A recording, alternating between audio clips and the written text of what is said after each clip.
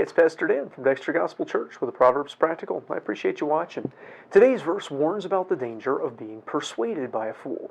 We're in Proverbs 26, verse 7, and Proverbs 26:7 says, "The legs of the lame are not equal. So is a parable in the mouth of fools." So when you see someone who is lame, there's something obviously wrong with their legs. They may be missing a leg or two, or their legs may not be the same length, or they may not have the normal strength, but something is wrong with them. And it's usually pretty obvious as soon as you look at them, especially if you watch them trying to walk. Legs normally have a very specific purpose, and they achieve that purpose of getting us around in specific ways. The lame person's legs don't work the normal way, and so they can't achieve the normal purpose. He says it's like that with a parable in the mouth of a fool. The fool may have a very clever or touching story.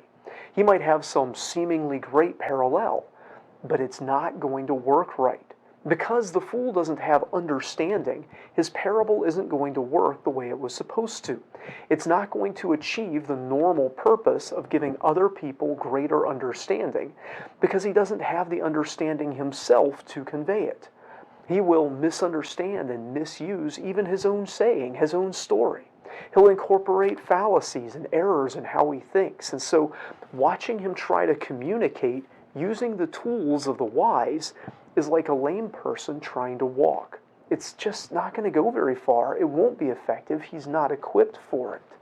The tools of the wise, things like the parable, the story that illustrates, the thing that you can put beside something else as a comparison, those can be very useful in the hands of the wise, but for one who doesn't understand right and wrong or how things work, it's not going to work well. So don't just be impressed by the touching story or the clever allegory.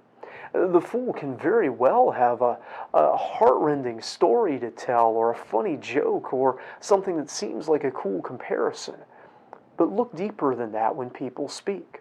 Watch for what they say signifies and how it's used. Having a great story can be a big help to communication, but because stories are so powerful, they're also easily abused. They often end up obscuring truth or aspects of the truth because they distract from it with their own power. That's not to say stories or parables are bad, far from it. They're powerful and useful in the hands of the wise. They go where they're supposed to go, they do what they're supposed to do, they increase the understanding of those who hear and receive them. But in the hands of a fool, the parable, the story, is nearly useless as a tool for good. They just make it easier for us to be fooled by the fool. I hope this video helps you. If so, give it a like. If you haven't already, subscribe to our channel for more insight from Scripture. Until next time, I hope you stay well and listen carefully. Don't be fooled by the fool.